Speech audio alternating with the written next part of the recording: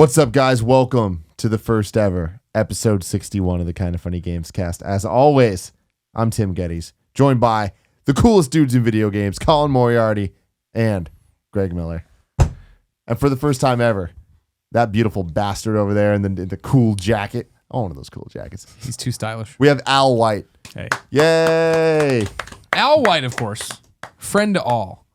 Of everyone? Of everyone. Cool people? A community member for a long time. You came into my life when we were working at IGN. Yeah. You had this film called Spider-Man Eclipse. Yeah, don't remind me of that. What do you mean? What? Fucking no. hate that film, man. No. Fucking hate it. You were not allowed to say that. Why do you hate it? It's the least favorite thing I've ever done in my entire life. But it opened nice doors. And it got you met us. Yep. And then you went off and you keep making movies. You're making all this cool stuff. You're going to tell us about it, I'm sure. And then, of course, for some reason, you took your windfall, because now that you're a millionaire, and you backed us on Patreon to come be on the show. Yeah. A personal friend of ours gave us money. It was, all right, cool, thank you. Yeah, much appreciated We and love you. unnecessary. Well, thank but the Spider-Man thing was really cool. You're wrong thinking that Spider-Man it's bad. Eclipse was great. I'm Everybody rarely pause this on YouTube and go watch it on YouTube. YouTube.com/start. That still exists. And the Is video's that where still it was there. on Start? You're right. Yeah, it Fuck, was I on forgot Start. about I made the Yeah. thumbnail, and I hated it. I hated the thumbnail. I was like, there's too much text on this, and Fran fought me on it, and it is what it that. is. Fran wants something done. Fran Had it gets been my something way, done. that thing would have got 1 million views, and now it's at a lowly, I don't know. Do you know how many views it's at? I lost my check at like 500K? 600 or something. Okay, Everybody cool. There tweeted you Fran go. Mirabella and tell him he sucks. Yeah. Is that his Twitter? No, it's What's not. his FM3? just Everybody Google Fran Mirabella Twitter, and then you find him and you tweet out, you screwed over Spider-Man Eclipse. Yeah, true. he'll know exactly what you're talking I'm going to about. take it to my grave, my bitterness. So before we get into the whole rigmarole and stuff, what do you do? It's a very good question. I part run a company from LA, London, and Tokyo. We make movies, and we're about to start making video games. And we do some music as well on the side. And we got first couple of feature films coming out this year. And we have like a podcast, and we try and do some reviews and stuff and things like that. Well, that's cool. What you're doing it all wrong. What pimp one of those? You just said you're doing things like I'm not gonna what's say a the name web of the address company. somebody can go to listen to your podcast, we're- watch the movies? We're called We Are Tessellate with 2 S's, 2 L's, and we're on that on everything, all the social medias, URL, YouTube. Temporary all that Kevin, stuff. write it down I'm so we get a writing it thing. Colin, continue looking gorgeous. Thank you. You're extra gorgeous today, Colin. Thank you, I appreciate And that. What is this shirt you're wearing? It's Dredge. Oh, Dredge. Yeah. Dredge. They're a of course, band. of course. What is this? Tessellate? Tessellate. Yeah, this is my fucking problem, man. Whenever I start a company, I pick some weird, obscure Yeah, you word that shouldn't means do something that. to me. How do you spell it? It's TESSELLATE. Thank you. for We making are me spell that Tessellate. out. Yeah, we are Tessellate. All right, got it. We are. Yeah. We have a weird sort of socialist thing going on with how we pay each other and things. So it's strange. What does that mean?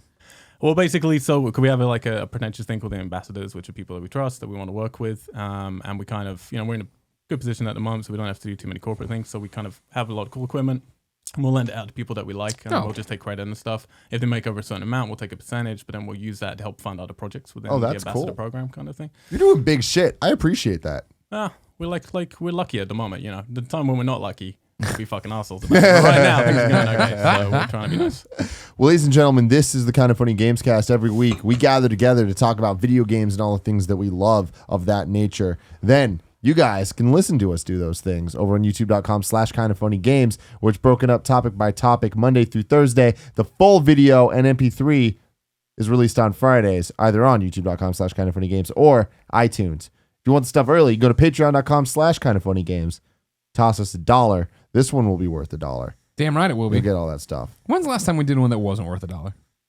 I don't know. There was a couple though. You I'm think gonna so? be honest. Okay, Yeah. okay. Yeah. No, there's a couple that were just bad. I think we've been on a roll lately. we've been on a roll lately. Brandon Jones last week was excellent. Big fan of that episode. Sure. Um, I don't like bringing the unemployed people on, I like people who have a job and something to promote and they know what they're doing. yeah. A job. I work in film. Let's not kid ourselves. Then we had Dunham. Dunham was great. We're on a good guest streak. So no pressure. Yeah, no pressure. Don't fuck this up. Don't be the guest that derails it all. I'll just stay quiet the entire time. I can't disappoint No, anybody. I think you'll do great. The first topic of the day is The Division. Back in the late 2015 Oh, hard to remember that. But on Gamescast, we started doing a lot of topics that are why you need to play this game Sure. or that game. People got real mad at you. got all upset. So now it's should you play this Yes. game or that game? This is the first one of this year because now the games are actually starting to come out. The Division finally here. You've been playing it a lot. I have. Let's go around the table. Have you played any Division? I played about 2.5 hours last night. Okay. Oh, Yeah, so I played beefed up. All right. Greg? 6.5, 7 Okay. hours in. CMO. It's about 3 hours. Okay. Yeah. Zemo. Yeah. Can CMO Tim, be a how thing? many hours have you None, played? 0. You're a piece Not of gonna garbage. play that game. But I want to know what you guys think. Is it worth it? Is it cool? Should I play it? That's always the question. That's always a hard question. The blanket should you play a game is tough because I want to know what you like in a game and this and that and the other. The fact that you're not interested in it, I would say no, don't play it. For me, it is. I am in love. I am addicted. It's one of those things where it's like, God, can the day end? Can this stop? Oh my God, I can't believe we had this meeting. Can I just get? Maybe if all right, like there was today when you went and laid on the couch while I was finishing emails. I'm like, I probably got a good 45 minutes here, maybe 30, where I could stop doing my emails and go play. I'm like, now I'll do my work. You know what I mean? Like, it's under my skin that way. However, it's exactly what I thought it was going to be. This isn't like if it's third person Destiny in a much cooler environment, I think, in an awesome fleshed out world. I'm still picking up holotapes and all these things and cell phones and pages from the survival guide, and like it's one of those where last night I ran and played a bunch of missions with Fran and our friend Brendan, right? And Fran was behind where I was and where Brendan was, so we were helping him out on his missions, but then we were making him do them on hard, so we would get like more of an experience, more of a challenge or whatever. And so we went in there and it was just like it was in Destiny when you try to do stuff that hard like that. And I didn't even get crazy about Destiny, as you know, but more, I guess, even more like DC Universe Online, where we went in there and it was like inch by inch, like we're going in there and this guy comes out and he's like level 10 or whatever, and he's wearing armor and stuff. I'm like running back trying to do it, and we're screwed, this, that, and the other. It was what we wanted. It was like this huge uphill climb, right? For this minimal gain of like maybe we got 200 more credits, maybe a few more resources than we would have got playing on normal. But it was the fun of playing with your friends and going through and doing that. And then, the opposite of that is like, we end work a bit earlier than our friends who aren't home from work or have dumb kids and families they have to see. And so like when I jump on there and I'm all alone, it's like, okay, cool. Now I'm just going to go, oh, there's an encounter over there. I'll go and engage in that encounter. Oh, I need some resources. There's resources over there. I'll hunt and gather kind of thing. I'll gather, I guess, rather than hunt. You know what I mean? Like I'm out there getting these little things, doing these little bits before I go on these bigger missions with friends and stuff like that. Mm-hmm. It's hitting everything I wanted it to hit. It's not like I'm not getting the last of a story out of it. I've fallen through the world. Brendan fell through the world last night. Like there's little things like that. On launch night I had about an hour where I couldn't connect, but that was typical for a launch game, which sucks to say, but is also better than it could have been. Once I got there and the error code popped up, I'm like, well, guess I'm not playing this tonight. But an hour later it corrected. I was like, okay, cool. So for me, it's what I wanted, which is awesome, because I feel like Firewatch was that first game I was super psyched about coming out, and then I got it and I played it and it wasn't what I wanted, and I was like, that sucks. Here you are. What about you, Al? I've been thinking about it quite a bit, to be honest, because I think I have quite a lot of problems with Division, but I think the problems I have more come from me and how I'm kind of changing as I get older and what I want from a video game. I used to always wanted that MMO. I mean, I'm a console player, I'm not a PC gamer at all. So I just always was waiting for that great MMO to come over to consoles, and something I really wanted to get involved with. Sorry, DC Universe was not the one. DC Universe was the best MMO. I believe it was universally said. Isn't that right, Kevin? Yeah. See? So I'm I was initially really excited when this was announced, 3 years ago, 4 years ago, whatever it was. And it looked gorgeous, and it was one of the games I was really anticipating coming out. And then when it gradually came out, and you start seeing the beta let's plays, and I just watched. I watched a lot. I spent a lot of hours watching people play stuff while I'm doing stuff, and it's just on in the background. I kind of take it in, by osmosis. And there was nothing in it that at no point did I really understand what the point was. I never really kind of understood what was the incentive. Nothing about it excited me at all. I know it looked really pretty, and the game mechanics seemed fine. But I want to give it a benefit of the doubt, and I got it yesterday and played a couple of hours of it, and it plays better than I thought it would. I thought it was going to be quite loose. It does. It's much closer to how satisfying the sort of cover combat in Gears of War and things are. But the difference is I really cherish narrative and story, and I think the world's beautiful in Division. It's really gorgeous, and the Let's Plays I had didn't really showcase really how beautiful it looks when you actually get yourself and play. Especially as the sun goes down or whatever, the light bounces off buildings. Yeah, and I love the world. It's snow. I love snow. I love apocalyptic kind of things. I like being in big cities that are empty. That's kind of my dream. I just want everyone in the world really to fuck off and be able to wander around in my own place. You get along with Colin. But I'm just playing it, and admittedly, I'm not playing it with anybody else. I can see some idiots running around and doing jumping jacks and stuff, and kind of destroying the occasional immersion that I'm getting in the game. But it was literally, I mean, I only played 2.5 hours, but I'm running somewhere. I turn a corner, that little voice pops in saying, "Oh, enemies are approaching." I'm like, okay, I'll shoot them. And then I turn the next corner, hey, enemies are approaching. I'm like, all right, I'll duck down and shoot them. And it's satisfying combat, but it's just not it. I don't really get what it is I'm waiting for. I don't really get what it is that my incentive is. No, you're not wrong. Like, that's a great example. I mean, of like what the Division is, I think, with more probably negative spin on it, right? Or like if you're questioning if it's for you.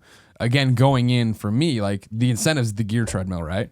Like I'm so stoked to get, oh man, I got a level 30 piece of, or 30 damage resistant armor versus this 29 or 27 I've been wearing. You know what I mean? Yeah. And then it's like stupid woman walks up to me and wants an energy bar, and I give it to her, and she drops a piece of clothing, and I get to go in and go to apparel, which is not thankfully tied to my equipment, and change what I'm wearing underneath this stuff and all this cosmetic stuff. So like that's the thing of like I was talking about it, the day Tuesday, I guess actual launch day, but the morning after playing it, and it was the first time in forever after seeing a million Ubisoft games where I popped up, do you want to connect to Uplay? I'm like, no, fuck off. And then Monday night I was playing with Scott Lowe, and I was like, damn dude, that's a cool outfit. How did you get those pieces? And he's like, oh, it's a Uplay reward.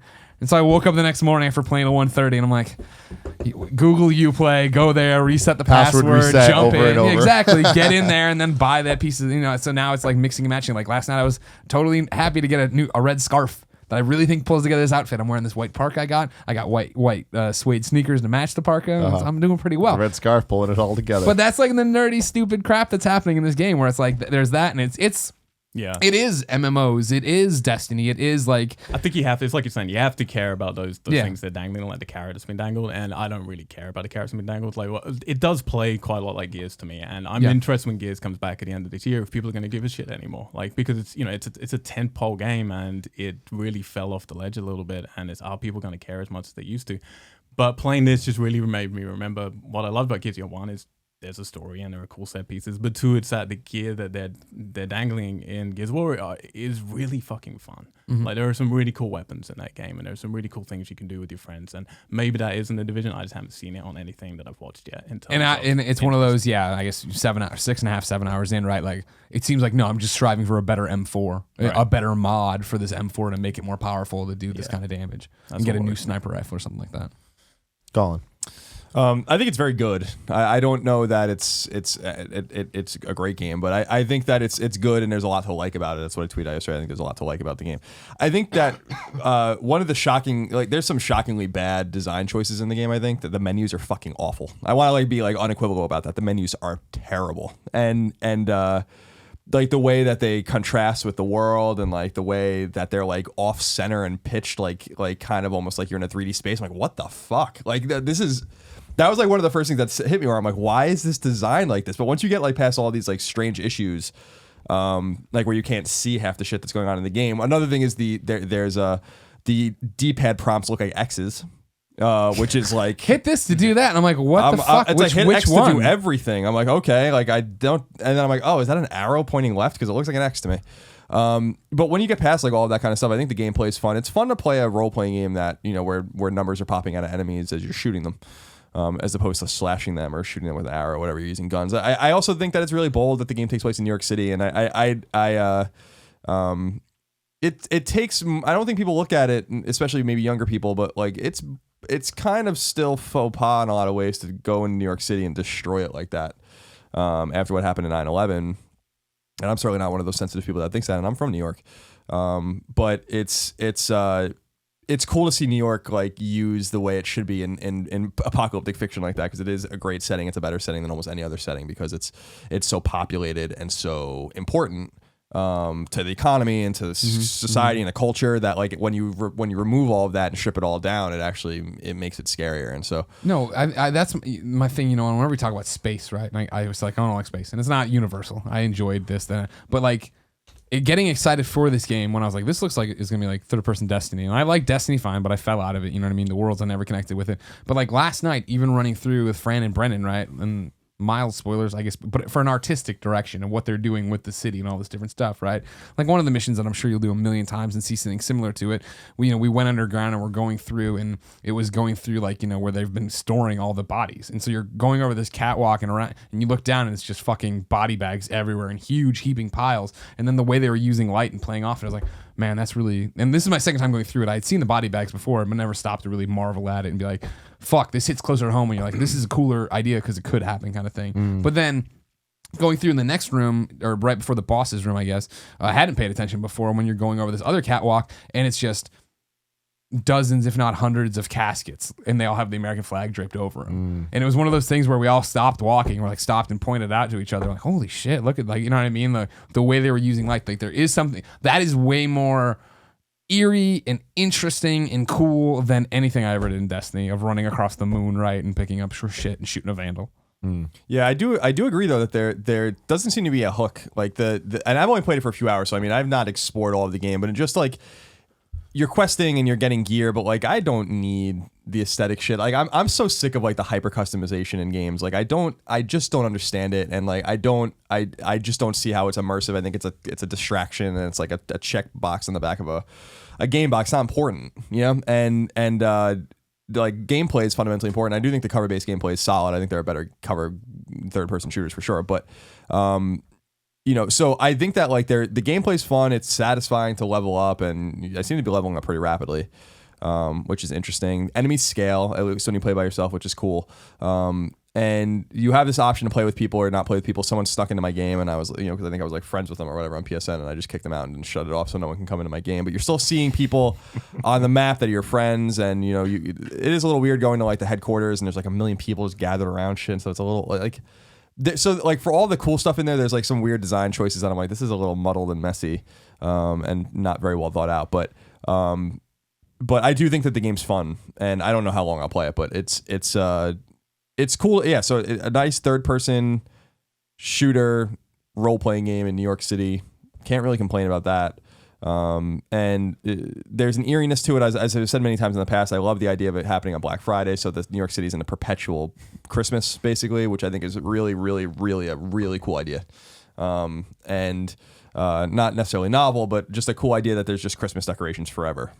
And I like that, the city feels empty because it should. People are scared, and so there's not a huge problem with that. Taking place in Midtown Manhattan is interesting.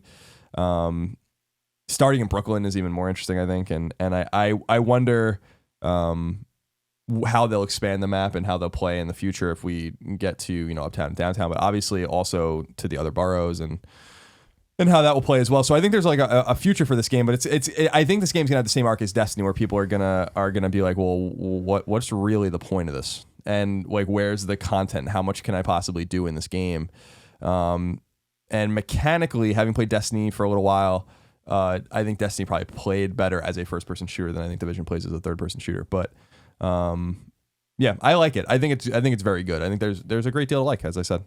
I do disagree that the game is like stunningly beautiful. I don't see it like that.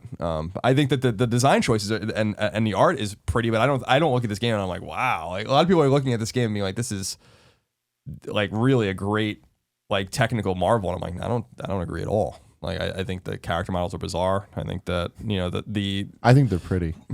They look good. I just think that it's like there's like some weirdness. Like there's this one like Asian woman that you're with like in the beginning in the helicopter. Her voice syncing, like lip syncing is all off. Like animation's a little strange. And I'm like, well, the city's pretty.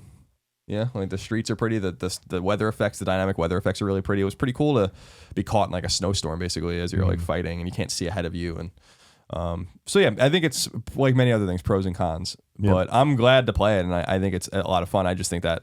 I don't know that this game's gonna have a huge tail. I'll be interested to see how people take to it. Mm-hmm. This is one of those games that makes me feel like a spoiled brat really when I play a game like this, because it has its problems, but it's really a quality game in terms of the mechanics really cool and the world's really well thought out and the atmosphere is superb. Like you say, like moments like you're talking about, I haven't got to that yet, but even just right at the beginning where you go down to your first tunnel and the smoke's kind of billowing and the red lights are flashing, It's really atmospheric and you really moody. But it falls into that camp of so many Ubisoft games for me where it's just like there's great mechanics and there's great worlds, and I feel like I should be loving this, but I couldn't give a shit about anything I'm doing. And then I play a game like The Witcher, which is overbearingly micromanagement for me. Like I can't really, I don't want all my swords to break all the time. You have all these seashells. What will you do with them? I was just saying to my friend last night, it was his favorite game of last year, and I said it was my favorite game of last year, but I didn't play it as much as most games. I just respected it more. But I really wanted an option in that game where I could go into the menu system and just say, no, I'm never going to do any of these things, and press like delete them from the menu system. So Sure. it's like, I don't. You need to worry see about them, this computer. you know? Yeah, exactly. And if it's just like, but what The Witcher did so well was those side stories. They're no more mechanically complicated than any other video game you play. Oh, yeah. So you go into a place, you look in 3 houses, you pick up some clues by tapping the button all the time, and then you fight something. But you cared because they integrated the story so well with the environment, and they created, real personality into things. And all of these games I'm kind of playing, I'm just like, I feel just really spoiled because 10 years ago I would have eaten this up and thought it was the best thing ever. And now it's like, no, I want more from this. Sure. Again. Yeah, I don't think there's anything wrong with wanting more though. The game's been in development forever, and we're so preliminary in the game that we've barely scratched the surface, but it's already clear a few hours in what it is and what the cycle is going to be and what the loop is. So yeah, like I that's why like you can kind of see down the tunnel and be like, this isn't going to change at all. And I agree with you. Like I thought Witcher 3 was way too dense and there was way too much stuff in that game, but they did pay like the thing about that game is that I did respect about it is that the side quests didn't feel the same. None of them did. Like there were actual stories like to every side quest, and like there was a narrative driven focus in the game that the Division seems to lack. Like I went on a bounty hunt and like I was chasing some woman and she had lieutenants and stuff and all. And I'm like, I don't know like why I'm even fighting this woman at all. I'm gonna kill her, but she did something to someone. But in The Witcher, they would have really fleshed that out, and it might have been like 3 parts and stuff. Now, I'm not saying that I want that necessarily because I think Witcher went in the other direction like way too much, but. Yeah, I agree with you. It's like it's definitely a good. I definitely recommend it. Like I don't think you can, if you like shooters or online experiences. I'm gonna play it by myself. But if you like those online kind of experiences and obviously those loot driven experiences, then I don't see why the Division wouldn't appeal to you. I just think that it's not. So far, it hasn't excelled to like this excellent degree. Not that I really expected it to. I thought I would like it, and I do. So that's good enough for me. Do you see yourself playing this for months? It's one of those maybe. Who knows? My concern, of course, is how busy we are. I mean, by the time this is posting, it's GDC week, which means I don't play it all during GDC week, right? And so then I come back, and then it gets in. Then it's the normal question of will it be Destiny again, where I came back from a weekend away or whatever, and everybody was already gone, and I felt like I was already at such a detriment. You know what I mean? If I jump back in, and Fran and Scott and Brendan and anybody else I want to play with are, their level 30 already, and I'm gonna be in the 20s maybe by then. Knock on wood, I'm about to turn 10 tonight probably, and then I'm gonna doing the stream for Twitch. You know what I mean? I don't know. That's the question for me. I think that I'd be more inclined to jump back in and go and do it, and I think that there's enough people playing that if they stick around, that it's not gonna be hard for me to find people to do it. But you want it to be fun and still be this challenge and experience rather than all right, cool, let's jump in. Even though, but it's a weird thing of like Borderlands had, girlfriend mode, right? That they got away from real quick. But basically your buffer buddy system where everybody comes up to that level. Last night, I forced Fran and Brendan to do this mission on hard, and we played through, and that was bringing people up to my level, right? But then it's one thing that I'm level 9, and I think Brendan was 7 and Fran was 6 or whatever. And then other level 9 guys started spawning to fight us, but they were like that. They had like lots of armor and they were way tougher than they should have been, right? And so then it was like, we almost got it, and then we got destroyed at the end. Then Brendan fell through the world, and then it was like, me and Fran we were getting our heads kicked in. And so Fran went and recruited one of his friends to come in and help us, and he was level 17. And we're like, now we're gonna go in and clobber it. Awesome. And we got in there and we ran in, and the guy goes, oh shit, they're 17 too. And on our screen, it was just the red skull over their names. So they were one-shotting us or whatever. And it was just like, it's cool that kind of balance, but I don't know how that works out then for, like I'm saying, if I come back and, Fran is 25, 27 or whatever, and I am 16, is there a way to play with him, or am I on my own until I get to that point? But those are questions you'll figure out as you go. Yeah, we'll have to check back in like a month or two and see. I think I have a better shot of playing more of this than I do Destiny, or than I did Destiny, I should say. Yeah. You know what I mean? Like this is the one where I'm knocking out trophies and I'm like, platinum doesn't seem that unobtainable. You know what I mean? Like I'm on that. Where one night alone, I got the 20 medic heal. I'm like, all right, that's not that bad. You know what I mean? Yeah. So we'll see. What about you? With all the extra content that they keep down. If the expansion stuff, keeps coming. It's like, I'll probably come back to it when, and not to sound like an asshole, but when it's finished, you know, when all that content that is really there, so I can kind of pick and choose what I want to do. And honestly, yeah, I mean, I prefer the older I get to play games on my own, but this does feel like one I'd enjoy more playing with my friends. And there are a few games that I play co-op that aren't more fun. They're just way less immersive, which means they're less interesting for me. Yeah. But most of my friends are playing so many different things. I don't know if I'll be able to get people. And that's where we're lucky to have this group that's all video game people, not to mention all the best friends out there on my friends list that would want to do it. But that's the other thing too, of like, when I'm going out and playing with other people, whether it's Scott or somebody else, we're running through the missions and we're talking to each other and we're, you know, coordinating on what's happening, but there's no real story context to it of who we're hunting or why we're doing it, right? But then, have you done any of the echoes? No, I don't think so. When you I go, did one of those. yeah, like those are the ones where it's like Batman Detective Vision or whatever, where you go and it spawns up and you can go over and investigate. And that's when you get these like little stories of like, this guy was on the run from that guy. They were trying to, he broke away. He went into the subway. I went in the subway, all these like heavy spawn. I'm fighting them or whatever and get him out of his. That's a cool little thing. And I that for me is the solo experience, right? Like that and hunting down the cell phones and looking for that. Those are the ones I want to do by myself and not have somebody in a group with. Yeah, I think that to the point, I think that the to be fair to Yubi, like this game doesn't lend itself to narrative, so it is going to be environmental. It's not going to be literal in the way the story is being told. So that's not like a huge problem for me. I do prefer those kinds of experiences too. I've always have. I'm never going to play this game with another person. So it's You're gonna play with me one day, maybe, but like it's like when I played it, I was pleasantly surprised that I was like, this is totally manageable by myself. And to your point, immersion is important. Like you want to have this I Am Legend kind of experience where you're like you're in the city by yourself, or like you're surrounded by shit, but you don't really know what's going on. You're a man alone, and I liked that.